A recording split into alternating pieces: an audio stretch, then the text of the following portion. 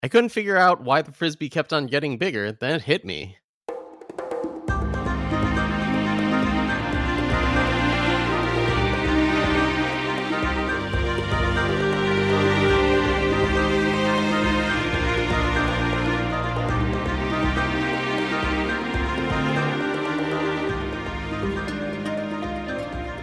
Hello, everyone, and welcome to FECast, the official podcast of Friends of Eternal. Today's episode number 68, is the one with the draft experts.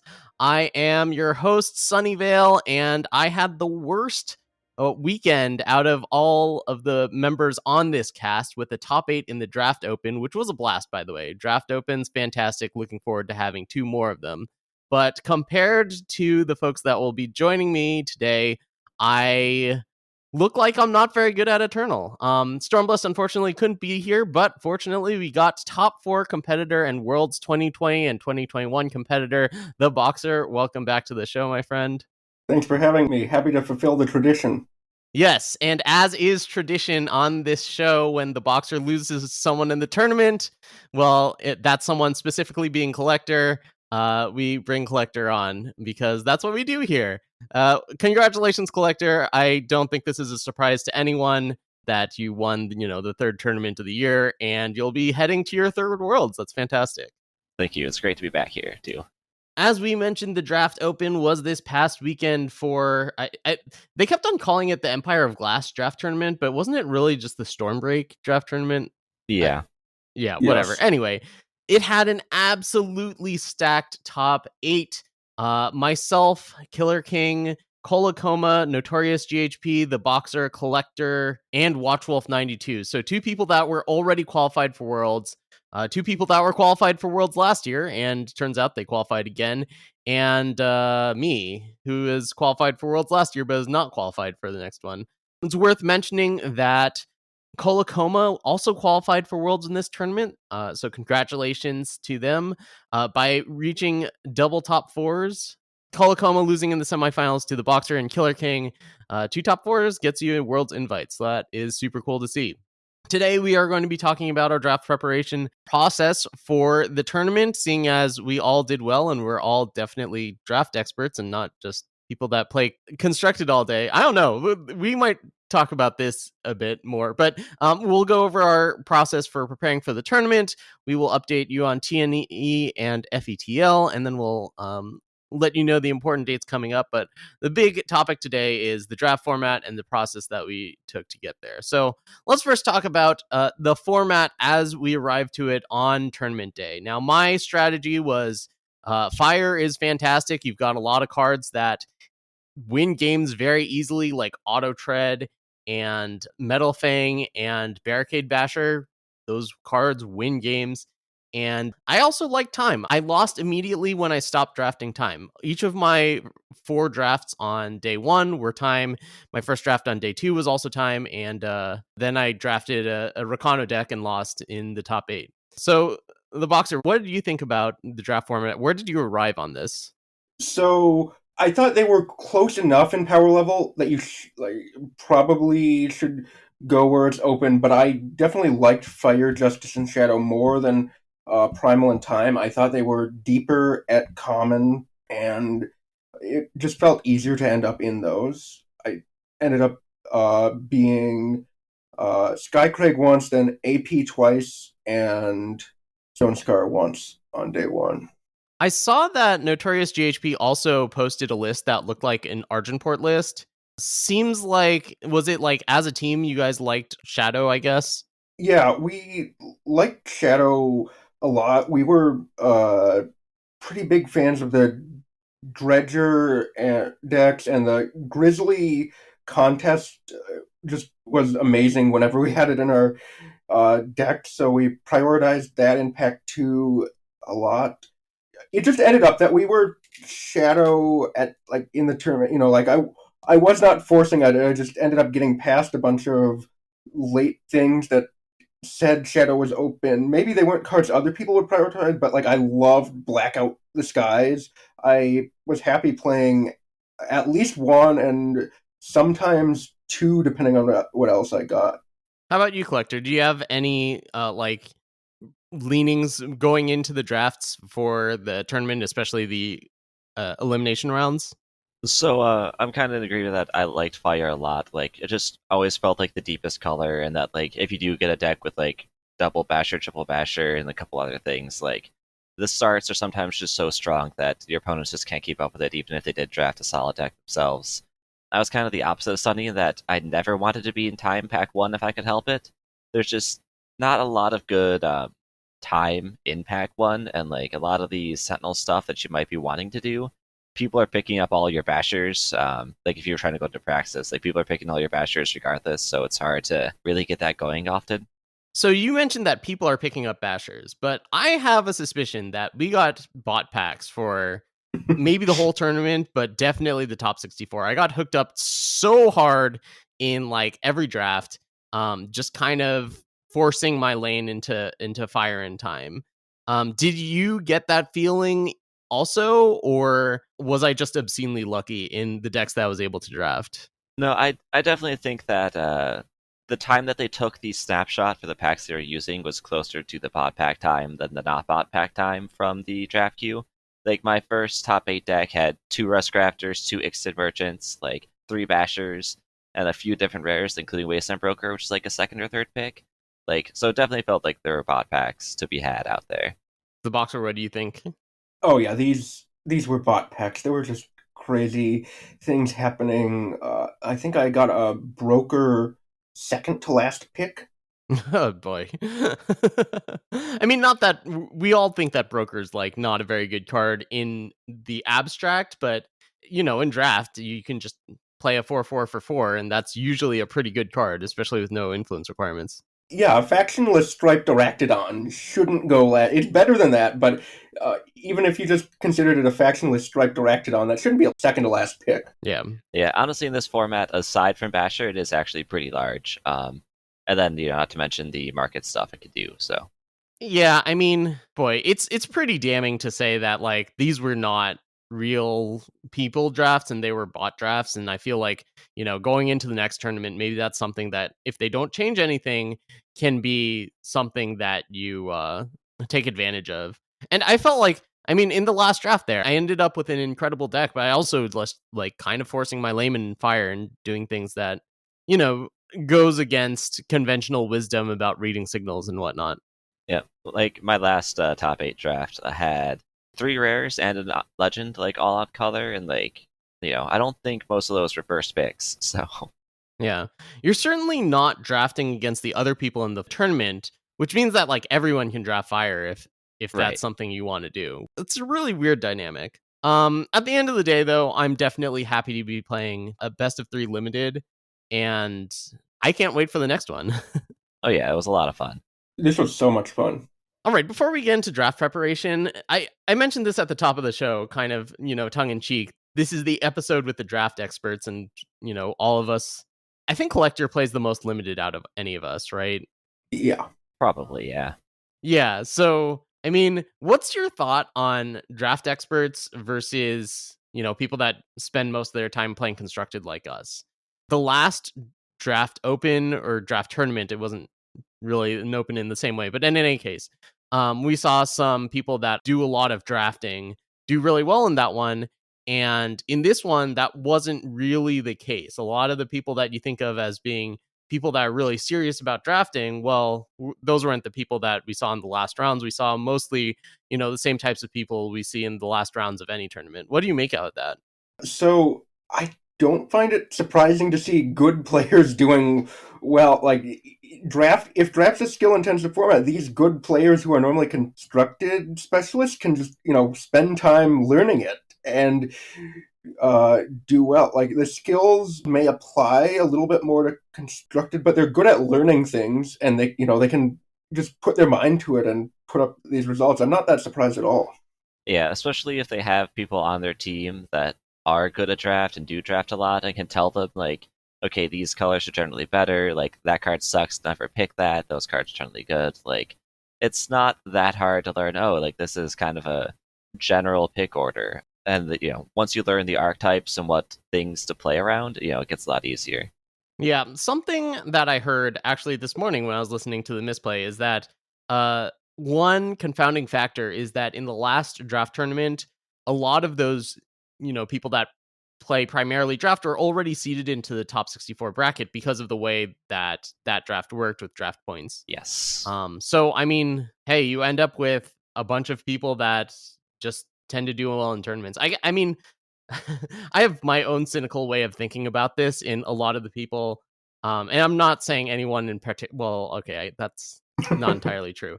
But a lot of the people who pride themselves on being draft experts and say very loudly things about draft, well, I feel like they're. How should I put this? I feel like they're not as good as they say they are. Well, I mean, I think that's true for everyone also, but I feel like they're not as good as they say they are. And there's like no evidence to put them in their place. Yeah. Or at least there hasn't been because we haven't had draft tournaments. I mean, I just don't put a lot of stock into the leaderboard because, like, even if I am at the top of it a decent amount, like, I often get there early in the month, and it's a lot easier to be like top 10 when you enter there and just like play a couple games than trying to do what I did this month, which is like enter at like 90 and try to win up from there. Like, I won like 3 games in a row at 50 and didn't move any ranks. Like, that doesn't normally happen until you're like top 10. Yeah, I mean, I never put any stock into ladder results. At least draft isn't as messed up as it used to be, where just playing more was absolutely detrimental, even if you had a ridiculous winning percentage. Yeah, they've improved the leaderboard a bit in that regard. Anyway, I think at the end of the day, like, draft is very hard. The people that tend to do well in tournaments are people that are very good at learning quickly, I think. That's like a skill that I don't think we talk about enough, is understanding why formats shake out in certain ways. And I think that that's what we saw with the players that did well. The players that tend to do well just kept on doing well. And there might be one other aspect of it. I would be curious to what you think about this, Collector, is people like Kolokoma and Watchwolf have presumably been drafting in Magic for, much longer than people who just started with Eternal, or like, this type of draft is new to them because of Eternal. And myself and yourself, that's true for as well. Do you think that plays a significant factor in this, or am I just making things up? I mean, I think it definitely like plays a role. Like, in Eternal, I know some people are working to help like fix that, but there is not a lot of articles or like a lot of help in how to draft. And in Magic, it's like the complete opposite. There's hundreds of new articles every set about how to do everything, and it definitely helps you learn this type of thing. Like for drafting, like one of the more important things to do is like, not just like draft the good cards, but also like actively identify what you want your deck to be doing and what kind of cards you need to be taking to have it do that. So you might like have 2 cards where like, yeah, this card's generally stronger, but this card fits my deck way better, or fills that slot that's missing in my deck. So I need to take this one that's objectively worse than the other one, but better for my situation. Yeah, knowing when to do that is far from trivial. The Yeah. Boxer, did you draft a lot of Magic? I know you played Magic prior to Eternal. For a while, while I was in middle and high school, I would do a draft once a week on Fridays at my local game store. And then when I went to college, I stopped drafting Magic because I have a Mac and I couldn't play Magic online. So it was only this last fall with the release of Zendikar Rising that I actually started drafting Magic again, because Arena's now out on Mac. So I'm drafting a fair amount, not a ton, but like maybe a couple drafts a week in Magic now. Okay. I do also want to say it is hard for some people to prep for this type of draft tournament. Like, not only just because like, there may not be a lot of resources, but also it can be expensive, either money or gold wise, to try to prep for this tournament when you're also trying to save the like 35k gold to enter the tournament. So I suppose. I feel like I paid that cost over the span of years of drafting in Magic. Like, I have spent a lot of money drafting Magic, and that's much more expensive than drafting Eternal. oh sure, but I mean Eternal's supposed to be a free to play game, right? Where for a lot of people at least. So Fair enough. All right, let's transition into how we prepared for this tournament. I assume that people had better structure to their preparation than I did, where I was actually feeling pretty underprepared for this tournament, because leading up to the 2 weeks between the last change and the tournament, I only got to draft a handful of times. But when I did, I was in the voice chat in the Friends of Eternal Discord, and Stormblast was telling me all the things that I didn't want to hear about. Oh, this card is good and this card is bad or whatever, and it was miserable. But it was helpful, I will have to admit, as Stormblast often is. The Boxer, and do you want to shed light on your preparation process? Because I know you tweeted out that you didn't draft much Eternal and then you top 4'd a tournament. Yeah, so the preparation process was I got in voice basically every day for a couple hours with uh, GHP, Jez, Caleb sometimes stopped by, although he lives in Poland, so time zones were a bit awkward. Popetito, who also hadn't drafted at the like before then, but then was later one of the people I started listening to the most about drafting. And so we kind of figured it out on our own for all that. Okay, saying that's wrong because like we would post the pics and sometimes Caleb would see them at a time that worked better for him, and he'd comment, or Lights Out Ace would comment on them and tell me, no, that second pick is awful. Why did you do that? But a lot of it was me, GHP, Jez, and Popo just kind of figuring it out without much guidance, just seeing what we liked, trial and error. All right, how many drafts would you say you played like as a group in order to prepare for this? Okay, so about 2 weeks times maybe like 3 to 4 drafts a day, maybe My like goodness. 40-ish. Wow. I got like 4 or 5 drafts in for this tournament. Yeah, I didn't always play out all the games to those because like I had to leave, but like for watching the drafting portion, it was definitely around that number. Wow. Collector, how did you prepare for this tournament? I mean, you ended up winning. Yeah, so the format was kind of similar to how it was before the pack switch over the very first time. So drafting a lot back then helped to some degree to kind of be as a starting base point. But then after that, once we went back to this format, we like most of the team would hop in a voice channel. We do a draft, maybe like two separately in two separate voice channels, just so that way like the groups would be a little bit smaller. We go through the picks, what we think was correct pick, why, which direction you want to go, everything else like that. Just kind of go through them.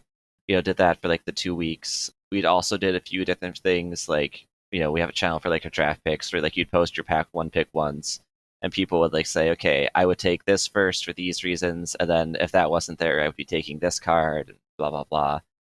Just kind of like help people establish what they should be picking in a pack, but not only why they should be doing it, like why it's better than the other cards or what they're trying to do with it, just make people think in that regard. So that way they're not just blindly picking, they're getting some context around it.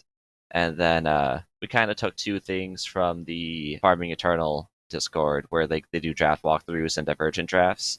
So like we did a couple where one person would like screenshot their entire draft and post what they picked, at every step and why in the walkthrough, and Divergent is, screenshot it all, and everyone picks their own cards out of the pack, and then you compare decks at the end, and like you discuss decision points and like, okay, why'd you pick that there? See how much people vary at the end stage for the same draft.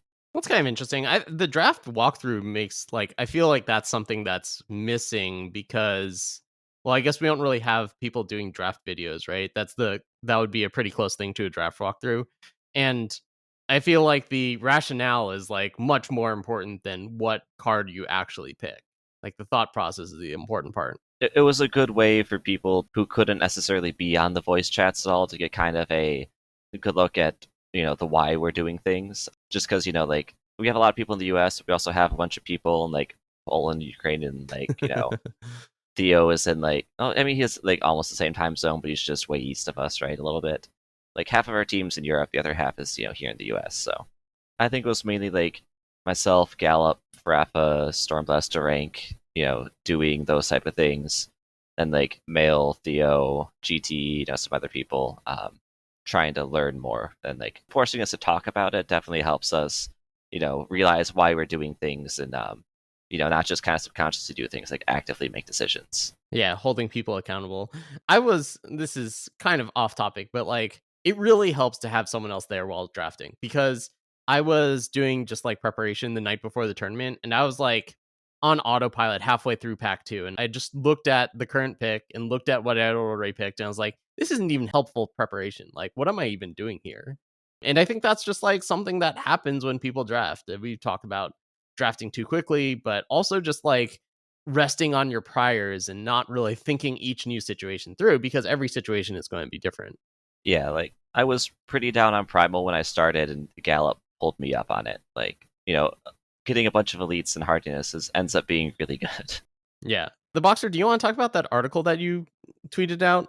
Yeah, so this is an article from Sam Black, one of the most famous Magic deck builders, and it's called Draft the Cards You Want to Play, which sounds like kind of a dumb thing to say at first, because, like, of course you're drafting the cards you want to play, but what it's getting at, I don't think he uses this word here, but he's talked about it on his stream, is value over replacement. And you'll be able to get a lot of filler, and you want to instead be picking cards that accomplish something for your game plan potentially. Like maybe that Metabot Station is better if you potentially pivot into Shadow than that Encroaching Vines if you stay Primal, because you really don't want to play that, but you might get Grizzly contests. One of the examples he gives in this article is basically, oh wait, we don't have a Hill Giant in Eternal, do we? Well, a 3/3 for 4, right? Yeah, a 3/3 for 4 or a Rally. And he says he takes the Rally every time because the Minotaur is just going to be a replacement level card that's not really doing a lot. It's a card for sellouts, but that Rally could be furthering your game plan and really doing something in your deck. And there's helped a lot with later picks in the packs. Like, the first few packs, it's kind of easy to say, oh, I know that card's better than this card, and it has the highest upside. But when it gets later on and you start to see the mid-level commons and just really thinking about, okay, I'm likely to play this card, but I could take this other card I'm less likely to for sure play, and it could be great if I go in a certain direction. And I know I'll end up with enough playables. Often called speculative picks by people. Yeah. Like, I'll speculate and take this card because it's really good if I end up here. If I don't, it's like, whatever, my other card here is like just a vanilla 3/3 for 3 that I can pick up, at any other point in the draft, right?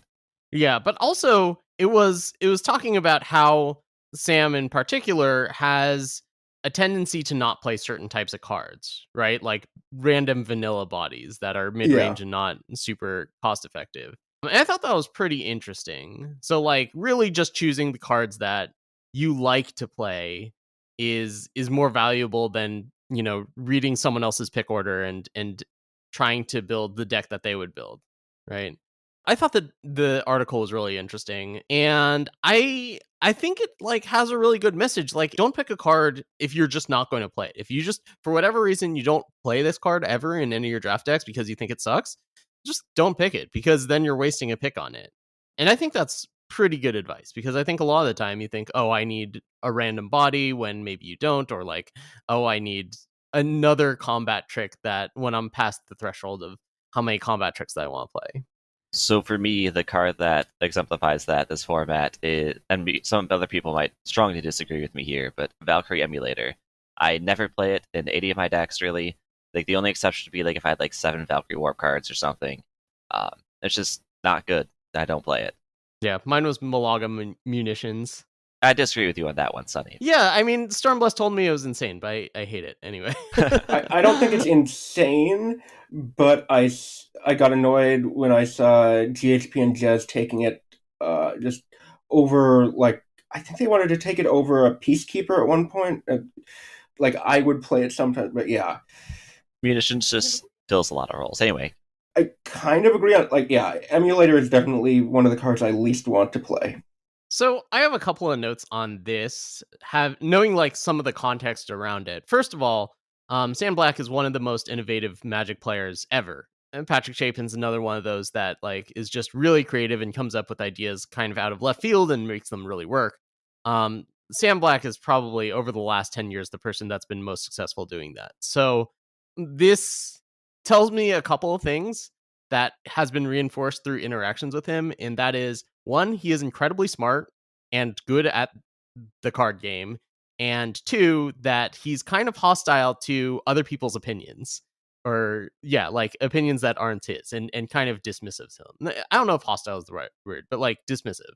um and that only works if you are extremely gifted and like very good at deck building and coming up with like ideas that are beyond what you would expect of someone to do normally. Like, I've seen him draft, well, I've just seen like the most ridiculous stuff. I wouldn't be able to do it justice by trying to recount it. So keep that in mind before you listen to Sam Black's advice, because I think it'll only work for a certain type of person. And I think the Boxer is actually pretty close to Sam Black. Not necessarily in the dismissive of other people's opinions, but like building crazy decks that work for you and no one else, right? Like, that's basically what happened with your first ECQ victory. Yeah, there's no. Well, okay, I guess Murder is the one other person who that deck would work for, but yeah, nobody else is going to bring 5 faction even Kilo Vox. Yeah, and I guess you just played Even Felon for the other constructed tournament this year. But my point is, like, it takes a certain type of genius to really follow the Sam Black school as closely as possible, and I think that the Boxer qualifies, and not everyone will. Let's just put it that way. I don't think he's even right all the time. Like, I know he says he never takes a Caddy Minotaur, but I'm willing to bet he does occasionally. I don't know, man. He's really stubborn. I mean, if he's in red black and like that's the only card there that's in those colors, and he's like midway through pack 2, like he's not going to take it. I watch him draft a lot. He will not take it there. All right, you guys probably know him better than I do, so. Random 3/3 for 4 is like something that I might play, because that's like the type of deck that you'd expect me to play, right? My first draft deck was the epitome of a Sunyveil draft deck, where it had like, a few 1-drops, a ton of 2-drops, a ton of 3-drops, and ways of making my small units better. And so, just having a follow-up to an aggressive start is something that I'm interested in. Whereas if you're going totally off the rails with your value train, then that's not very interesting. All right, so I just have to get something off of my chest. So I lost in horrific fashion on camera in game 3 when I played an air support and got a wind channeler and had to kill off my 3/3, and then I drew basically nothing for the rest of the game and lost game 3 and was eliminated from the tournament. And that feels really bad. The first thing I should say is that this has gotten me, and I've been feeling really down the last 2 days since this happened. And, I haven't really been able to shake it that well. But I did go back and look at it and thought about, would a 3/2 flyer actually have been able to change what happened in this game? My opponent was at 19 life. Before you answer that, I don't think it would have. Yes, it actually wouldn't have. I counted the number of turns that I would have gotten attacks. I would have gotten 3 or 4 attacks in. Even with the Sight Slash that I drew later on, I wasn't going to be able to close out the game. I was probably going to die before that happened. So, yes, that was not fun, but also it probably didn't matter. And you know what? I only got into that situation in game 3 because, because my opponent, I don't know if this was on the broadcast, but because my opponent top decked a +4 damage on the last possible turn of game 2. Was that on coverage? I don't think so. Okay. So, I mean, still in the realm of feeling really bad about myself and about what happened, right? But you know what? I only got down to that last turn because of the way that I played that game. I mean, sure, I got really unlucky on that turn, and I went from probably having I don't know what the likeliness is, but like, a 90 to 95% chance of winning on the last turn. My opponent drew the 1 or 2 out of 20. But I only got to that point because I played foolishly. I saw my opponent's deck list, saw that they had a lot of ways of stopping my Barricade Bashers, and I still played a Barricade Basher early. It traded with the 1/1 Deadly. I forget what it's called. Like Razorbot. Yeah, Razorbot. And I mean, my deck was good enough to put me in a situation where, like I was about to win and my opponent had to top deck in order to win. But if I was just smarter about my resources earlier on, then I could have avoided that. Anyway. Yep. So that makes me feel a little better. I totally empathize with you there. I want to bring up in just relation to air support, like, while, it did feel a bit bad, watching that happen to you, I felt more bad for people who lost because of Direwolf accidentally making. I don't know if it was on accident or if they just don't have the capability, but making the pool of available cards the throne pool instead of the draft pool. So like when air support hit that strange blacksmith that they destroyed that game, that could normally like no soldier would ever have won that for them otherwise. Like that's when it feels really bad. Man, I would have loved a strange blacksmith. They could have hit 7 mana to loot Suny off that air support. Like 7 mana to loot would have just wrecked that game. That's true. Well, the TLDR of this is like, yeah, it felt terrible. I felt terrible for like the last 2 days. I didn't even congratulate Collector until the day after because I was paying zero attention to anything that was going on online. And I did get really unlucky. I don't think that, like, there were points where I was a huge favorite and I still lost, not necessarily because of something that I did wrong at that point. But you know what? It was still my fault for putting myself into those situations anyway. There were places where I could have played better and not been in situations where, it would come down to a top deck or something like that. So I need to get better at this game if I want to go to Worlds 2021, I guess is what I'm saying. Also, Direwolf, please fix draft for next time. I don't want that happening again. I'm sure they have the ability. They make Expedition work. Yeah, I mean, as far as I'm aware, day one worked perfectly. I did not hear any reports of people morphing things into things out of the format from day one. Maybe someone has a screenshot or something that I didn't hear about, but let Direwolf know. In-game feedback function. I actually plan on they scheduled like the winners interview with me, and I plan on bringing that up because they said there's a section for me asking them questions. The hard-hitting questions. Oh yeah, I brought up bugs after the interview, although definitely asking that on air, that would be like amazing. I guess I don't know if you would call it journalism, but I mean that's like breaking Watergate. We'll see what happens. Like most of the time, it doesn't matter, but when it does matter, it really matters. Like, well, it feels really bad. Yeah, I think that's the like I feel bad for Beard Broken. Like, have happened to them a few times in the top 64, and they just lost because of it. Like, yeah, I felt bad for that Anaya winning. Like, there were not a lot of units that could have won there for me. All right. I'm looking forward to the next chance that I'm going to get to try to qualify for Worlds. So we'll get you caught up on all of the going-ons in Competitive Eternal. First off, we haven't had a TNE update in a long time, I think, so I'm just going to say a lot of things. Maybe some of these we had covered, maybe not. Doc28 won a challenge with Menace in Throne. No surprise to anyone there. That's about as unsurprising as Collector winning this past tournament. Reason won with Combre Relics, also in Throne. Portich won with basically an Expedition version of the Menace deck, and Apple Chips won with a 4-faction Valks deck in Expedition, which was totally ridiculous. Yeah, that deck is difficult to comprehend. So congratulations to Doc, Reason, Portich, and Apple Chips joining the already qualified players. I think that brings us up to, well, I'm actually not sure. I think there are now 8 people qualified for the Invitational, and we're going to have 4 more challenges and 4 spots that will go to the points leaders. For the Friends of Eternal Team League, we have another tournament week in the books. There was some hot action. The Barbarian Camp facing against Team Rankstar, 2 undefeated teams going into the weekend. Team Rankstar got 13 points, which was more than the Barbarian Camp's 12, but Collector takes down the tournament and gets the automatic victory for TBC.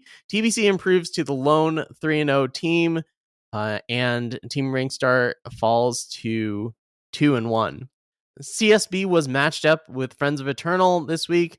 I got 4 points to help out Friends of Eternal, but that was not enough to combat CSB. Oh, did we mention that Portage was in the top 8? I think we may have missed that. I think we might have forgot. Oops. Sorry, Portage.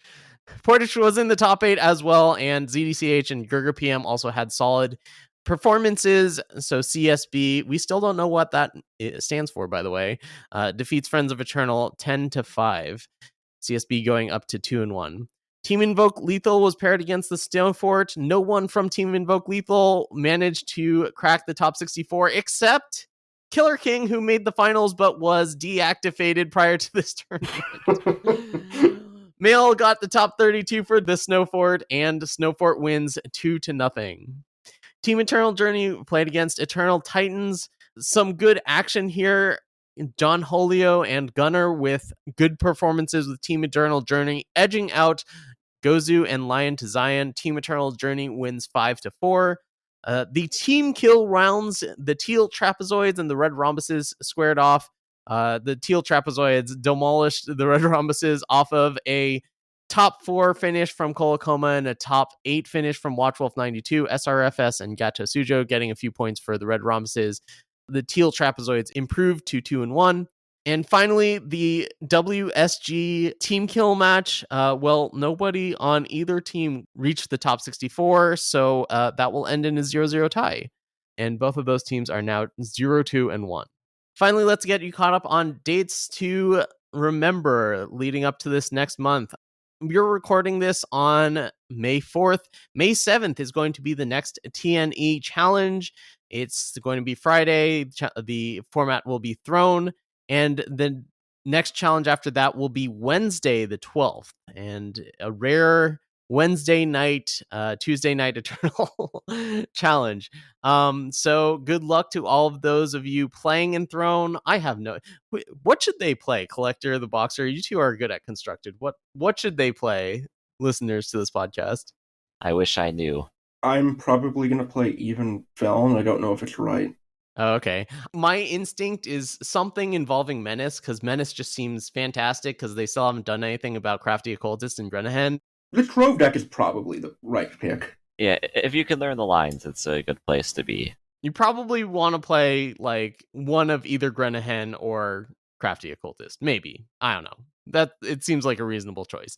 Anyway, May 7th, May 12th, Throne, Tuesday night, Eternal Challenges. We are getting a new set, and we actually haven't mentioned this at all on the cast.